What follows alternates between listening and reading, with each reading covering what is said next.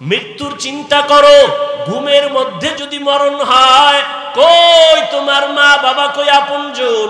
সাদা কাফন পেঁচায় কবরে নিয়ে রাখবে, গেঞ্জিটা পর্যন্ত আপনজনেরা বেলেট দিয়া কেটে কেটে রেখে দিবে। ও আল্লাহর বান্দারা, ওই নবী বলেন আয়েশা, কিয়ামতের ময়দানে কেউ কারো দিকে তাকাবার পর্যন্ত হুঁশ হবে না।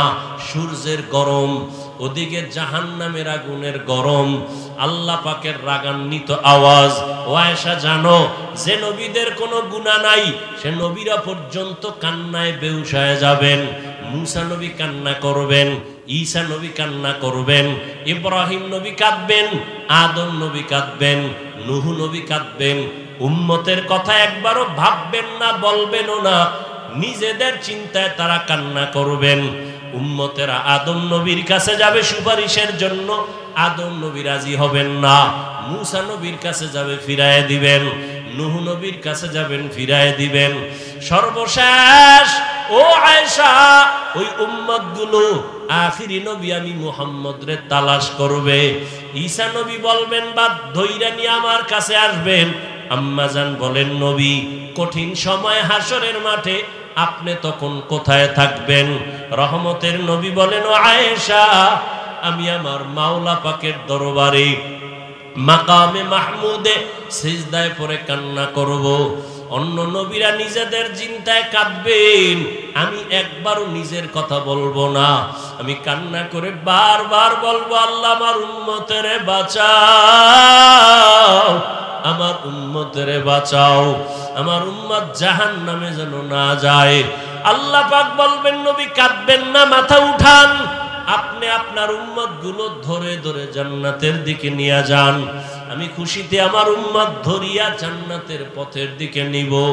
আম্মা জান বলেন, ইয়া রাসূলুল্লাহ, কোটি কোটি কোটি কোটি মানুষ, মুসা নবীর উম্মত, ঈসা নবীর উম্মত, আদমের উম্মত, নূহ নবীর উম্মত, এইভাবে সমস্ত নবীদের উম্মতের মাঝে আপনার উম্মত আপনি কেমনে খোঁজ করে বের করবেন? মায়ার নবী বলেন, আয়েশা, দুনিয়াতে আমার উম্মত যারা 5 বেলার নামাজ ওযু বানাইয়া আদায় করত, কিয়ামতের ময়দানে ওযুর জায়গাগুলো নূরের আলোতে চমকাইতে থাকবে।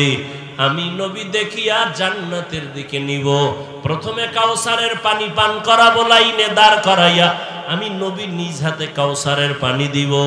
উম্মত একবার পান করবে, আর পিপাসা লাগবে না। হঠাৎ লাইনের মাঝে পর্দা পড়ে যাবে, উম্মত এখনো পেছনে বাকি। ও ফেরেশতারা, এখনো কেন বাকি? উম্মত পর্দা দিলা কেন? ফেরেশতারা বলবেন, এরা আপনার আসল উম্মত না, এরা ভেজাল উম্মত। দুনিয়াতে আপনি চলে যাওয়ার পরে আপনার আদর্শকে জবাই করেছে, নিজেও নামাজ পড়ে নাই, অন্য নামাজ পড়তো তাও পছন্দ করে নাই, নিজেও দাড়ি রাখে নাই, অন্য দাড়ি রাখবে তাও পছন্দ করে নাই, নিজেও হালাল খায় নাই, যারা হালাল খাইতো তাদের পছন্দ করে নাই। এমন নিমক হারাম উম্মত আছে না নাই? নিজেও পাগড়ি পরে না, অন্যেরা পাগড়ি পরবে তাও পছন্দ করে না, নিজেও আল্লাহর জিকির করে না, অন্যেরা আল্লাহর জিকির করবে তাও পছন্দ করে না, নিজেও পর্দা করে না, অন্যেরা পর্দা করবে তাও পছন্দ করে না, নিজেও কখনো আল্লাহর কাছে গুনার কথা স্মরণ করে কাঁদে না, কেউ যদি কান্না করে তাও পছন্দ করে না।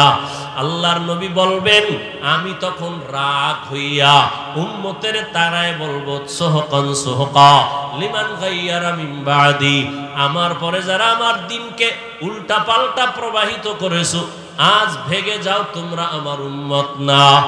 নবী যদি ভাগাইয়া দেয় রে মুমিন, জানি না ওই কাতারে কার কপাল পড়িয়া যায়। যদি নবী বলে তুমি আমার উম্মত না, আল্লাহ পাক রাগান্বিত হইয়া না জানি বলে ফেলেন, ও জাহান্নামের ফেরেশতারা, এই বেনামাজীদের ধর, জাহান্নামের হ্যান্ডকাপ লাগাইয়া জাহান্নামের দিকে নিয়ে যাও। ও নবীর আশিক, তুমি আমি কে? তুমি আমি তো আসলে মানুষই না। যারা মানুষ হইয়া জান্নাতের টিকিটের ঘোষণা হয়ে গেছে, আবু বকর, ওমর, ওসমান, আলী সহ 10 জন সাহাবা, এদের জীবনী পড়ো। আবু বকরের ইখলাসের তো কমতি নাই। এত বেশি তাকওয়া, এত সুন্দর তাদের নামাজ, এত সুন্দর তাদের তেলাওয়াত, এত সুন্দর তাদের জিকির, এত সুন্দর তাদের ইবাদত, মুআমালাত, মুআশারাত, এরপরও তারা সারা জিন্দেগি কান্না করেছেন। আবু বকর রাতের গভীরে নামাজে দাঁড়ায় কাঁদেন। নবী বলেন, আবু বকর কাঁদেন কেন? বলে, আল্লাহর আদালতে আমি কেমনে দাঁড়ায় জবাব দিব? নবী বলেন, আপনি তো জান্নাতের সুসংবাদ প্রাপ্তদের একজন। আবু বকর বলেন, ও নবী, আপনি যে জাহান্নামের বয়ান করেছেন, আল্লাহর আদালতের কথা বলেছেন, আমার মাওলায় যদি আমার জীবনের আমল পছন্দ না করেন, তখন তো আমার জাহান্নাম ছাড়া উপায় হবে না। এই ভয়ে কান্না করি। ওমরে ফারুক কত আমলওয়ালা, ইখলাসওয়ালা, তাকওয়াওয়ালা জান্নাতি সাহাবী, সারা জিন্দেগি কান্না কান্না কান্না। উসমান রাদিয়াল্লাহু আনহু কবরের কিনারা দিয়ে যাইতেন আর কানতেন, এত কান্নার আওয়াজ। ও আল্লাহর বান্দারা, হেদায়েতের মালিক আল্লাহ। আবু জাহাল নবীরে 13টা বছর দেখলো, বয়ান শুনলো, কালেমা কপালে আসলো না। ওমরের মতো বান্দা নবীর কল্লা কাটতে গিয়া কালেমা পড়লো। ও বান্দা, জানি না এই ময়দানে কার কপাল আবু জাহালের মতো, কার কপাল ওমরের মতো। কেউ আবু জাহালের মতো হইয়া না জানি এখানে বসিয়া চোখে পানি নাই, তওবার নিয়ত নাই, বয়ানের পরে বাইরে গিয়া আরো বিরোধিতা শুরু করবে। আর একদল ওমরের মেজাজওয়ালা গোলাম, গুনার কথা স্মরণ হওয়া মাত্র চোখে পানি, তওবার কাছে গিয়া কয়, ও মালিক, জীবনে তো কম নামাজ সারি নাই, দাড়ি কম কাটি নাই, শয়তানের ধোকায় কত গুনাহ করেছি, হাতের দ্বারা, চোখের দ্বারা, জবানের দ্বারা, অন্তরের কল্পনার দ্বারা। ও আল্লাহ, আজকে ময়দানে আসছি, গুনাহ নিয়ে ঘরের বিছানায় যাব না। ও আল্লাহ, জাহান্নামের আগুন সইতে পারবো না, দুনিয়াতে সূর্যের গরম সহ্য করতে পারি না, একটা মশার কামড় সইতে পারি না, মশারি টানাইয়া ঘুমাই। গুনাহগার হইয়া যদি কবরে যাই, একটা বেতের বাড়ি সইতে পারি না, আর ওই গুনাহগারের কবরে জাহান্নামের আগুনের গরম, পোকামাকড়ের কামড়, দুই পার্শ্বের মাটির চাপ কেমনে সহ্য করব? ও আল্লাহর বান্দারা, তওবা করার মতো যদি অন্তর তৈরি হয়, যদি দিলটা তৈরি হয়, আল্লাহর কাছে চোখের পানি ছেড়ে মনে মনে বলো, রে আল্লাহ, জীবনে যতদিন হায়াত পাই আর কোনোদিন দাড়ি কাটবো না, ছাড়বো না, বেপরদায় চলবো না, মা বাবারে কষ্ট দিব না, ওলামায়ে কেরামের পরামর্শ নিয়া নবীর তরিকা মেনে চলবো, আর কোনোদিন মিথ্যা বলবো না, মুরব্বীদের সাথে বেয়াদবি করব না। আল্লাহর কাছে যদি তওবার নিয়ত থাকে খাঁটি অন্তর দিয়া, আল্লাহর কাছে বলো মনে মনে, আল্লাহর দরজা খুলে দিতে 1 সেকেন্ড দেরি করবেন না। 2 ফোঁটা চোখের পানির বড় দাম। যদি চোখে পানি না আসে, মনে করিও গুনার কারণে দিলটা পাথর, আল্লাহ বুঝি গুনার কারণে বেজার হয়ে গেছি। যদি ডানে বামে কোনো কান্নাওয়ালা ভাই পাও, হাতটা বাড়াইয়া দোয়া চাও, মন দিয়া বলো, ভাইজান, আমার কপাল খারাপ, আপনার কপাল বড় ভালো, আমার গুনার কারণে চোখে পানি নাই, আপনার চোখে পানি, আল্লাহর দয়া, আমাদের জন্য মন খুলে দোয়া করবেন, হেদায়েতের দরজা থেকে যেন বঞ্চিত হয়ে না যাই। তওবা করার মতো যদি অন্তর দিয়া তওবার নিয়ত করে থাকেন, ও বাবাজি, ও মা বোনেরা, ও যুবক বাবারা, তওবার নিয়ত যদি থাকে, হায়াতের মালিক আল্লাহ, রিজিকের মালিক আল্লাহ, সম্মানের মালিক আল্লাহ। তওবার নিয়ত যাদের আছে, খাঁটি তওবার নিয়তে 2টো হাত আল্লাহকে দেখায় দেই, আয় আল্লাহ, হাতগুলো কবুল করে নেন, তওবা কবুল করে নেন। আয় আল্লাহ, আমাদের দিল থেকে গুনার আকর্ষণ কমাইয়া নেক আমলের আগ্রহ বাড়ায় দেন। আমরা খাঁটি নিয়তে হাত তুলেছি, আর গুনাহ করব না। আল্লাহ বলেন, ও দুনিয়ার মানুষ, রহমতের নবীর মধ্যে তোমাদের জন্য রয়েছে উত্তম আদর্শ। কেমন উত্তম আদর্শ? মক্কার মানুষের মাঝে রহমতের নবী আসছেন, রহমতের নবী আসছেন এমন এক সময়, যেই সময় মক্কার মানুষের মতো খারাপ মানুষের জমিনে আর কোথাও ছিল না। মক্কার মানুষ এত চরিত্রহীন, এতটা খারাপ, সারা দুনিয়ার মধ্যে এত খারাপ মানুষ ছিল না। এটাও বড় কঠিন কথা। এখানে একটা সুন্দর মাদ্রাসা মসজিদ আছে, এত আলেম ওলামা, পার্শ্বের মানুষগুলো যত খারাপ হোক অন্য জায়গা থেকে একটু হলেও ভালো থাকবে, কারণ এখানে আলেম ওলামা আছে, মসজিদ আছে। কথার কথা। মক্কা নগরীতে আল্লাহর ঘর, এত দামি একটা ঘর। ইন্না আউয়ালা বাইতিন উযিআ লিন-নাসি লাল্লাযী বিবাক্কাতা মুবারাকান ওয়া হুদা, মুবারাকান ওয়া হুদাল লিল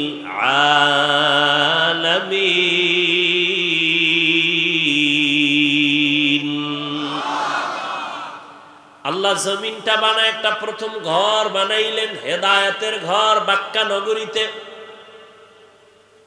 এই পৃথিবী নামক গ্রহ বানায় আল্লাহ প্রথম একটা ঘর বানাইলেন, বসবাসের না ইবাদতের। বসবাসের ঘর আল্লাহ বানান নাই, ইবাদতের ঘর আল্লাহ বানাইছেন, হেদায়েতের ঘর। বসবাসের ঘর কেন আল্লাহ বানাইলেন না? কারণ এই জমিনের চিফ গেস্ট, এই জমিনের শ্রেষ্ঠ মেহমান হবে আদম সন্তান। আর এই মানুষগুলো আল্লাহ পাক বসবাসের জন্য দুনিয়ায় পাঠাবেন না। ওমা খালাকুতুল জিন্না ওয়াল ইনসা ইল্লা লিয়াবুদুন। আল্লাহ মানুষ পাঠাবেন ইবাদতের জন্য। কি জন্য? ইবাদতের জন্য আল্লাহ মানুষ বানাবেন। নূরের সৃষ্টি ফেরেশতারায় জমিনের শ্রেষ্ঠ মেহমান না। আগুনের সৃষ্টি জিনেরাও এ জমিনের শ্রেষ্ঠ মেহমান না। এ জমিনের শ্রেষ্ঠ মেহমান, চিফ গেস্ট হলো মাটির সৃষ্টি মানুষ। ঘোষণা কার? ওয়ালাকাদ কাররামনা বানি আদম ওয়া হামালনাহুম ফিল বাররি ওয়াল বাহরি ওয়া রাযাকনাহুম মিনাত তাইয়্যিবাত ওয়া ফাদ্দালনাহুম আলা কাসীরিন মিম্মান খালাকনা তাফদীলা। বনি আদম শ্রেষ্ঠ, নূরের সৃষ্টি ফেরেশতারাও শ্রেষ্ঠ না, আগুনের সৃষ্টি জিনেরাও শ্রেষ্ঠ না। একমাত্র মানুষ মাটির সৃষ্টি হলো আল্লাহর আদালতে শ্রেষ্ঠ। ঘোষণাটা কার? স্থায়ী না অস্থায়ী? বলেন বলেন। আল্লাহর এই স্থায়ী সিদ্ধান্ত মানে না কে?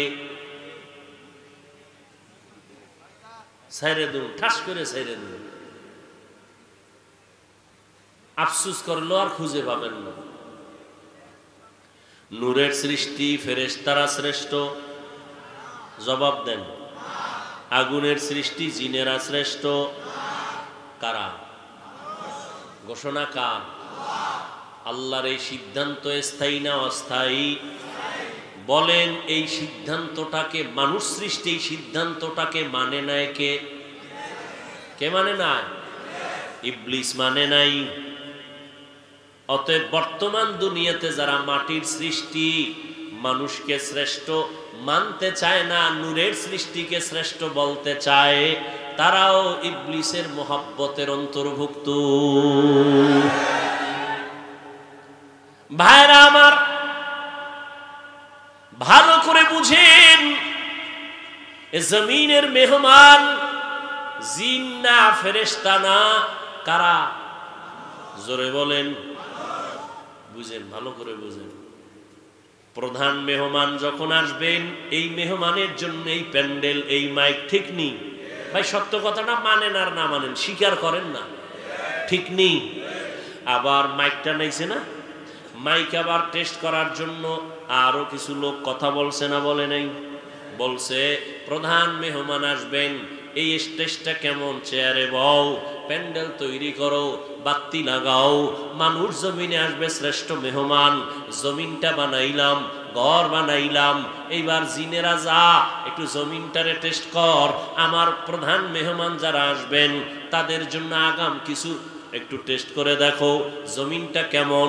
এরপরে ফেরেশতারা, এরপরে আল্লাহ পাক ফেরেশতাদের পাঠাইলেন, তাদেরকেও সরাইয়া জমিনটারে মোটামুটি লাইনে আনার পর আল্লাহ পাক সেটিং দিয়া এরপরে মানুষ আল্লাহ জমিনের মধ্যে পাঠাইছেন। কিন্তু মানুষ যে ইবাদতের জন্য আসবে, বসবাসের জন্য আসবে না, ঘুমানোর জন্য না, আল্লাহ ইশারা দিয়া ইবাদতের ঘরটা জমিন শুরু করে আগে ঘরটা বানাইছেন বাইতুল্লাহ। ওই ঘর বানায় বলে দিলেন দুনিয়াতে মানুষ আসবে ইবাদতের জন্য, বসবাসের জন্য না। তাহলে মানুষ বসবাস করবে কই? আল্লাহ কয় হাবিব উম্মতেরে জানায় দেন দুনিয়াতে মানুষ করবে ইবাদত, আর বসবাসের জন্য আমি আল্লাহ বানায় রাখছি শান্তির ঠিকানা জান্নাত। আতিনা ফি দারে দুনিয়া না হাসান, আতিনা ফি দারে উকবা না হাসান, ইয়া গিয়াসাল মুস্তাগীসিন দিনা লফতিখারা বিল উলুমে ওয়াল গিনা। হর গোড়ি দে নেকো তু তৈয়ার হ্যায়, जो न मांगे उससे तू बेजार है। বাদশাহ হারুন রশিদের নাম শুনছেননি? বাদশাহ হারুন রশিদ উজিরে আজমরে নিয়ে কোথাও যাইতেছে, হঠাৎ রাস্তার পাশে দেখে এক বুড়া মানুষ গাছ লাগায়, ফলের গাছ। কি গাছ? ফলের গাছের চারা লাগায়। বাদশাহ হারুন রশিদ দাঁড়াইছে, দাঁড়ায়, এই বুড়া তুমি কি করো? আমি গাছ লাগাই, কি হবে? ফল হবে, তুমি খাইতে পারবা? কেনা কেমনে? আমার বয়স তো শেষ। তো তুমি এই রোদ্রে পড়ে কষ্ট করে গাছ লাগাও কেন? এটাই তো নিয়ম। আমার দাদায় লাগাইছে, আমি খাইছি, আমি আবার গাছ লাগায় যাব, আমার পরবর্তী প্রজন্ম যারা আসবে আমার সন্তান নাতিরা খাবে। উত্তর সঠিক নেবে ঠিক? খুশি হইয়া বাদশাহ হারুন রশিদ 1000 টাকা কয় পুরস্কার দিলাম রে বুড়া। বুড়ায় ডাক দিয়ে কয় দুনিয়ার মানুষ গাছ লাগায়, লাগানোর 1 বছর পরে ফল পায়, আর আমি লাগানো মাত্রই ফল হাতে পাইলাম। কয় হাজার? বুড়ার কথাটায় খুশি না বেজার? বাদশাহ হারুন রশিদ আরো 1000 টাকা দিছে। কয় হাজার হইল? বুড়া আর একটা চিৎকার দিয়া কয় দুনিয়ার মানুষ গাছ লাগায় ফল পায় বছরে 1 বার, আমি নগদ পাইলাম 2 বার। বুড়ায় যেই তাল শুরু করছে, উজিরে কয় বাদশাহ তোমার ফকির বানাইব, ভাগো এখান থেকে, তাড়াতাড়ি চলো। এরে নবীর আশেক, আজকে কথা বলতেছি চিল্লাইয়া। এই পরিবেশটা তৈরির পেছনে তুমি যতই চালাকি করো না কেন, এর পেছনে একমাত্র অবদান উলামায়ে কেরামের।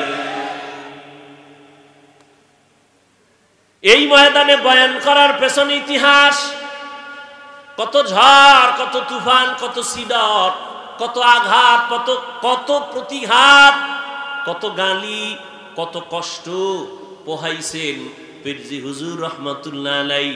এরপরে এই ফল আমরা পাইলাম, ঠিক নি? ইতিহাস পড়েন, কত কষ্ট। এই জমিনের মধ্যে আল্লাহর নাম নিবেন, কোরআনের তেলাওয়াত করবেন, কত বাজে কথা, কত আওয়াজ, মাদ্রাসা হতে দিবে না, মসজিদ হতে দিবে না, কত বাধার উপরে এত পেরেশানি, এত কষ্ট করে জীবনটা দিয়ে গেছেন।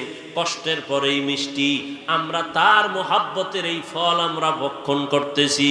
ও দয়ার মালিক, এই দ্বীনের পরিবেশ যে পাইলাম, এর সব সওয়াব নবীজির মোহাব্বতে পীরজি হুজুর রহমাতুল্লাহ আলাইহি সহ সমস্ত আকাবিরিনদের কবরে পৌঁছাইয়া জান্নাতে মাকাম উঁচু বানায় দেয়। ভাইরা আমার, আরে ভাই একজনেরটা খাইতেছি, দোয়া করতে সমস্যা? ওলামায়ে কেরামের অবদান ভুলে যদি কেউ যায় সে গাদ্দার। এর যুবক, মহামারী করোনায় দেখো নাই, স্কুল বন্ধ, কলেজ বন্ধ, চাকরি বন্ধ, ব্যবসা বন্ধ, ফ্যাক্টরি বন্ধ, ট্রেন বন্ধ, গাড়ি বন্ধ, দোকান বন্ধ, সব বন্ধ। আল্লাহর শুকর আদায় করিস রে যুবক। এই জমিনে তাকায় দেখছনি করোনায় একটা কোরআনের মাদ্রাসাও বন্ধ হয় নাই। দুইটা শিক্ষিত কুলাঙ্গার সন্তান বাবায় করোনায় মারা গেছে। এলাকার গরিবেরে দইরা কয় টাকা দিলাম, লাশটা রাস্তায় ফেলে দে। লাশটা টাইনে রাস্তায় ফেলে দিছে। কুলাঙ্গারেরা দরজা লাগায় ঘুমাইছে, জানালা দিয়া দেখলো না বাবার লাশটা কুত্তায় খাইলো না জানাজা হলো। এই ইতিহাস ভুলে যায় না রে যুবক বাবারা, ভালো করে মনে রাখবা। এই করোনায় শত শত শত করোনার লাশ আমার দেশের টুপিওয়ালারা আলেমরা কাঁধের মধ্যে নিলেন, জানাজা পড়ালেন, গোসল করাইলেন, কাফন পরাইলেন, দাফন করাইছেন। শত শত লাশ, একজন হুজুরেও করোনায় মরে না। ওলামায়ে কেরামের অবদান। দুর্নীতি আর দুর্নীতি আর দুর্নীতিতে ভরায় দেশ, গোটা দুনিয়া। একবার আর দুইবার না, কতবার চ্যাম্পিয়ন হয়েছে দুর্নীতিতে। আবার জিনার লাইনে গিয়া সেঞ্চুরি করেছে। বাবা তার আপন মাইয়াটাকে হোটেলে ঢুকায় কয় আজকের রাতের জন্য তুই আমার স্ত্রীর সমান। জয় কবাটা নাউজুবিল্লাহ, আসবে কি করে? ঘরে ঘরে গুনাহ, লজ্জা শরম শেষ হয়ে গেছে। মোবাইলের মাধ্যমে এই পরিমাণ গুনাহ হচ্ছে, গুনার প্র্যাকটিস হচ্ছে। বাবা দেখে সন্তান গুনাহ করে, দেখেও কিছু বলে না। এ বাংলাদেশের ইতিহাস। ওলামায়ে কেরামরে কি পরিমাণ তোমরা গালি দাও সব আমরা জানি। কি পরিমাণ আমাদের বিরুদ্ধে লেখালেখি করো তাও জানি। এরপরও কোনো আলেম একটা গালি দেয় না। তুমি আমাকে সালাম দেওয়ার কথা, কিন্তু না, আমরা মদিনার আদর্শ নিয়ে তোমাকে আগে সালাম দেই। তোমার মনটা বড় বেজার, আমরা ওদিকে না তাকাইয়া হাসি মুখে সালাম দেই। জিজ্ঞাসা করি কেমন আছো রে বাবা? যেইরা আবার পুলিশ বিডিআর মাদকের না বলুন, এইভাবে কত কিছুই স্লোগান। কিন্তু ওলামায়ে কেরাম বেতের বাড়ি নাই, গালি নাই, দিন নাই রাত নাই, কষ্ট করে খানা নাই, তারপরও পায়ে দৌড়ে দৌড়ে দৌড়ে দৌড়ে বিনয়ের সাথে বয়ান করে। তাবলিগওয়ালারাও বয়ান করে, পীর সাহেবরাও বয়ান করেন, মসজিদের খতিবরা, আমরা ওলামায়ে কেরাম পায়ে ধরে ধরে ধরে ধরে বিনয়ের সাথে কথা বলি রে বাবা। কি বলি বয়ান করিয়া? সবাই হুজুর হও, টুপি লাগাও, দাড়ি লাগাও, তসবিহ হাতে নাও, এটা বলি। হ্যাঁ, বারবার সবাই একটাই বলি, বাবা তুমি কওমিতে পড়ো, আলিয়ায় পড়ো, স্কুলে পড়ো, কলেজে পড়ো, চাকরি করো, ব্যবসা করো, তুমি যাই করো বাধা নাই। তোমার কাছে আমাদের দাবি তুমি ডাক্তার হও, ইঞ্জিনিয়ার হও, প্রফেসর হও, তুমি একজন সাংবাদিক হও, তবে দাবি আমার বেয়াদব হইও না। তোমার ব্যবহারে যেন আলেম কখনো কষ্ট না পায়, তোমার ব্যবহারে যেন মা বাবা কষ্ট না পায়, তোমার ব্যবহারে মুরব্বীরা যেন কষ্ট না পায়। তুমি ডাক্তার হইয়া চলো, জীবন সফল হবে যদি আদব নিয়ে চলতে পারো। রহমতের নবীর আদর্শ নিয়া 5 বেলার নামাজ পড়ো, মা বাবার দোয়া নিয়ে চলো, ওলামায়ে কেরামের পরামর্শ নিয়ে চলো, কোনো বাধা নাই। আমার দেশে ডাক্তারও দরকার, ইঞ্জিনিয়ারেরও প্রয়োজন, একজন সাংবাদিকেরও প্রয়োজন, আমাদের দেশে প্রফেসরের প্রয়োজন। সব মুসলমানের সন্তান ডাক্তার হবে আমাদের বড় গৌরব। মুসলমানের সন্তান তুমি ইঞ্জিনিয়ার হবা আমাদের জন্য গৌরব। মুসলমানের সন্তান তুমি একজন প্রফেসর হও আমাদের জন্য গৌরব। তবে বেয়াদব হবা এটা আমাদের জন্য অভিশাপ। এটা গৌরব না রে বাবা, সাবধান। বিনয়ের সাথে বলছি রে যুবক, ১৫০০ বছর আগে যুবকদের জন্য নবী কত মোহাব্বতের আওয়াজ দিলেন। নবী কয়, যুবকেরা আমি মুহাম্মদের উপকার করেছে, বুড়ারা বিরোধিতা করেছে। এই মাঠের বুড়ারা, আবু জাহিল্লা নবীর দুশ্মন বুড়া, আবু লাহাব নবীর দুশ্মন বুড়া, আর যুবক নবীর বন্ধু ৭ থেকে ১১ বছরের বয়সের পয়গম্বরের কলিজার ভাই, চাচাতো ভাই হযরত আলী ১১ বছরের সীমানায় যায় রাসূলের হাতে হাত লাগায় দিলেন। কে? এতদিন ছিল চাচাতো ভাই, এখন হলো সাহাবী, কিছুদিন পরে হবেন জামাতা। রহমতের নবী দোয়া করছেন, আনা দারুল হিকমাহ ওয়া আলিয়ুন বাবুহা, আমি মুহাম্মদ হলাম ইলম হিকমতের ঘর, আর এই ইলম হিকমতের ঘরের দরওয়াজা আমার আলী। আল্লাহ পাক আলী কেমন জ্ঞান দান করেছেন। হযরত আলী বলেন, আমাকে যে জ্ঞান শিখায় তার মূল্য কত জানুনি। মান আল্লামানি হরফান ইনশাআ বাআ ওয়া ইনশাআ আতাকা। হযরত আলী বলেন, একটা অক্ষর আমাকে যিনি শিখায় দিল তার দাম আর মূল্য এত বেশি। চাইলে আমাকে গোলাম বানায় রাখতে পারে, চাইলে আমাকে বিক্রিও করে দিতে পারে। এই যুবক, মাদ্রাসায় পড়ো, স্কুলে পড়ো, ভালো করে শুনে নাও, একটা অক্ষর যিনি শিখান তার এত মূল্য। ও আল্লাহর বান্দারা, মা বাবায় আমি হাফিজুর রহমানকে দোয়া দিছে, কিন্তু হাতে কলমে আমাকে লেখাপড়া শিখাইতে পারেন নাই, এই চেয়ারে বসাইতে পারেন নাই, কথা বলা শিখান নাই। আমার ওস্তাদ, আমার শিক্ষক আমার পেছনে রাত দিন কষ্ট করে আমাকে লেখাপড়া শিখাইছেন, কথা বলা শিখাইছেন, দস্তখত শিখাইছেন।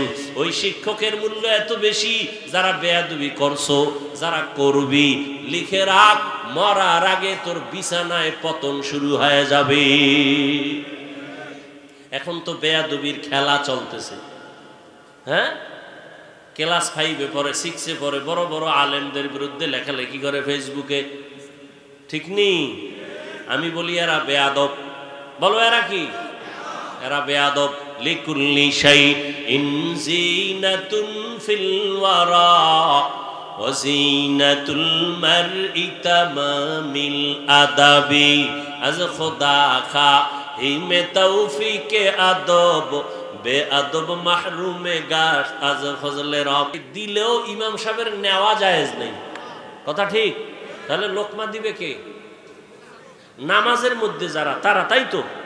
নামাজের মধ্যে কি সবাই দিবে না?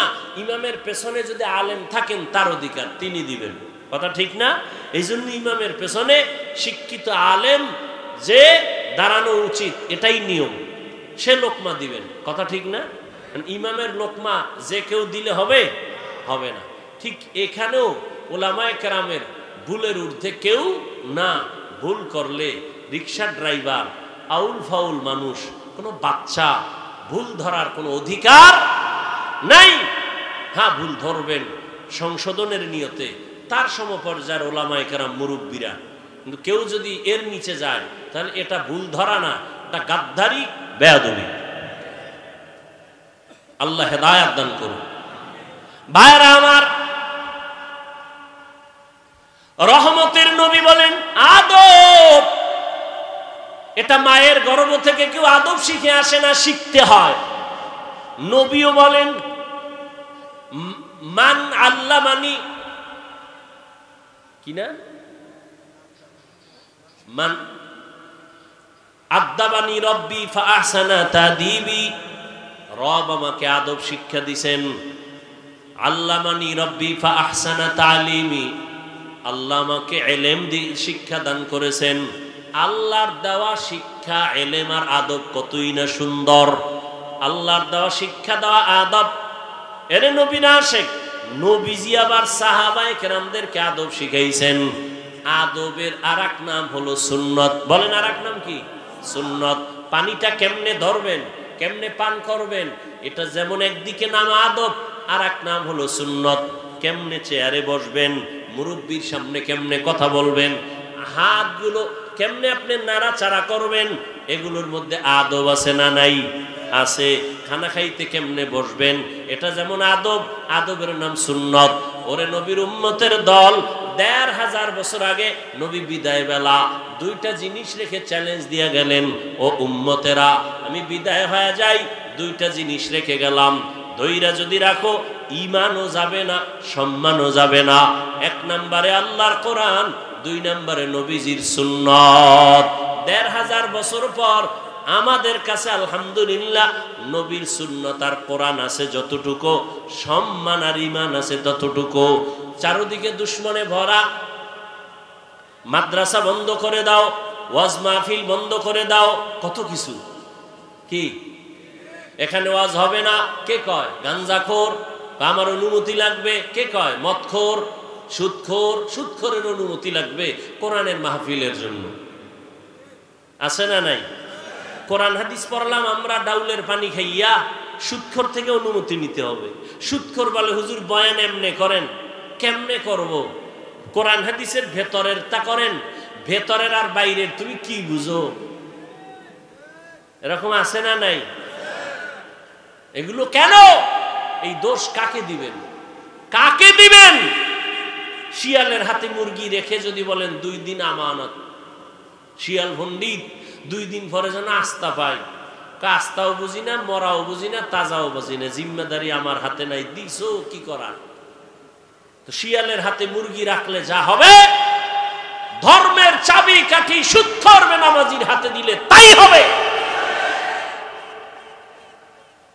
আল্লাহ হেদায়েত দান করুন। এই জন্য সাবধান, ইমামের নামাজ ভেজাল তো মুক্তাদির নামাজও ভেজাল। কি এই জন্য খুব সাবধান। ইমামতিতে যারে দিবেন সে অভিজ্ঞ কিনা, আমল ভালো কিনা, তেলাওয়াত সুন্দর কিনা দেখে শুনে দিতে হবে। শুধু মসজিদেরটা না, আপনার জীবনের যাকে আপনি আসল বানাবেন, যাকে আপনি আদর্শ বানাবেন, ভেবে চিন্তে এরপরে নির্ধারণ করতে হবে। লাকাদ কানা লাকুম ফি রাসূলিল্লাহি উসওয়াতুন হাসানাহ। রহমতের নবী আমার মক্কা নগরীতে আসলেন, যেই সময় মক্কার মানুষগুলো খারাপ, আল্লাহর ঘর যেই জমিনে, ওই জমিনের মানুষগুলো কেন এত খারাপ? যেই ঘরটা দেখলে সওয়াব, যেই ঘরের এরিয়ায় 1 রাকাত নামাজ 1 লক্ষ রাকাত নামাজের সওয়াব, এত দামি ঘরের পার্শ্বের মানুষগুলো এত খারাপ কেন? বলেছিলাম এখানে মাদ্রাসা মসজিদ, আশেপাশের মানুষগুলো অন্য মানুষের তুলনায় কম খারাপ থাকবে। ঠিক বাইতুল্লাহ এমন একটা দামি ঘর, যেই ঘরের মানুষগুলো অন্য তুলনায় একটু কম খারাপ, কিন্তু এত বেশি খারাপ কেন?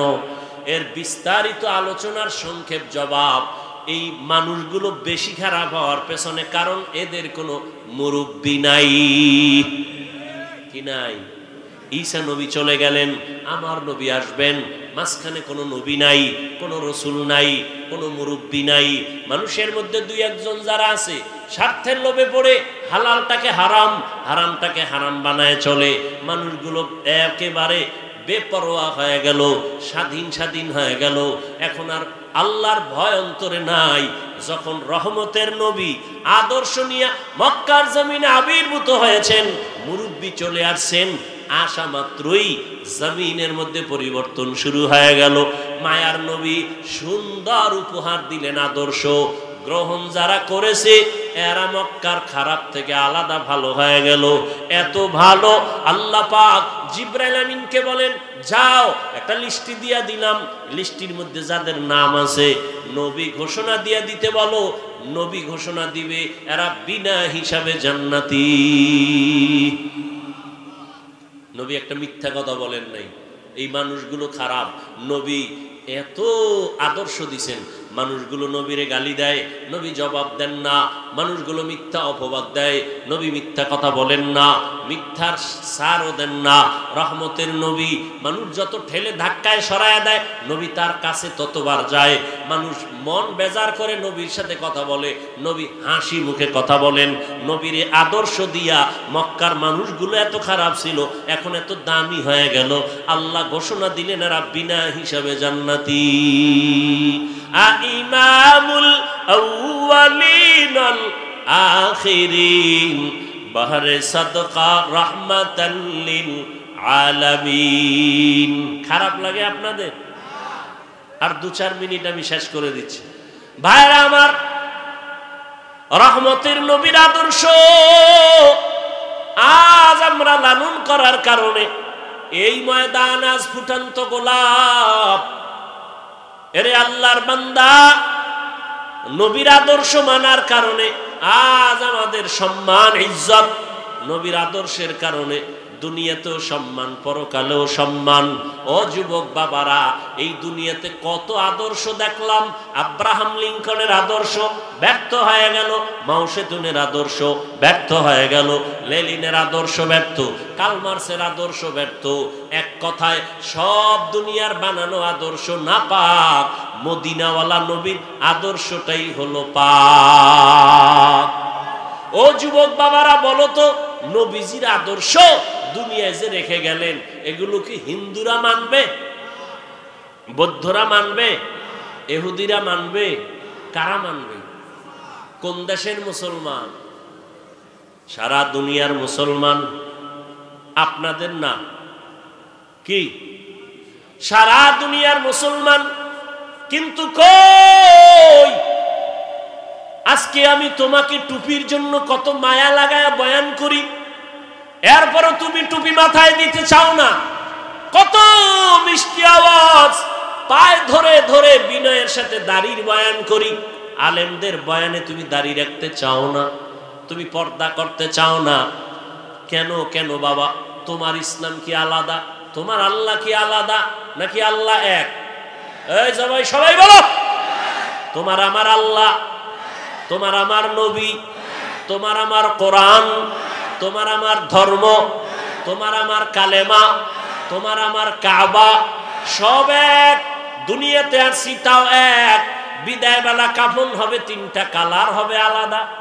আমাদের হুজুরদের কালার এক রকম, তোমাদের কাফনের কালার আর এক রকম। সবার কালার এক। আজকে আমি বক্তা, তুমি শ্রোতা, তুমি ডাক্তার, আমি রোগী, আমি ইমাম, তুমি মুক্তাদি। আজকে আমার চেয়ার আলাদা, তোমার বসার চেয়ার আলাদা। কিন্তু কাফনের ভিতরে যেদিন ঢুকবো, ওই দিন টের পাবে কে আলাদা, কে উপরে, কে নিচে, কোনো কিছুই নাই। গোলামের লাশটা যেভাবে আছে, মালিকের লাশটাও সেভাবে পড়ে থাকবে। ইমামের লাশটা যেমন আছে, মুক্তাদির লাশটাও তেমন পড়ে থাকবে। কাফনে লেখা থাকবে বড় হুজুরের লাশ। হ্যাঁ, কবরের সাইজও হবে এক নাকি আলাদা? কবরে রাখিয়া বিদায়ের পর প্রশ্ন হবে 3টা, তাও হবে এক। আমার যেই প্রশ্ন, তোমার সেই প্রশ্ন। রবের পরিচয় দাও, ধর্মের পরিচয় দাও, রাহমাতুল লিল আলামিনের পরিচয় দাও। ও বাবা, আজকে আমি টুপি মাথায় না দিলে লজ্জা লাগে। তুমি কেমন মুসলমান যে তোমার টুপি দিতে লজ্জা লাগে?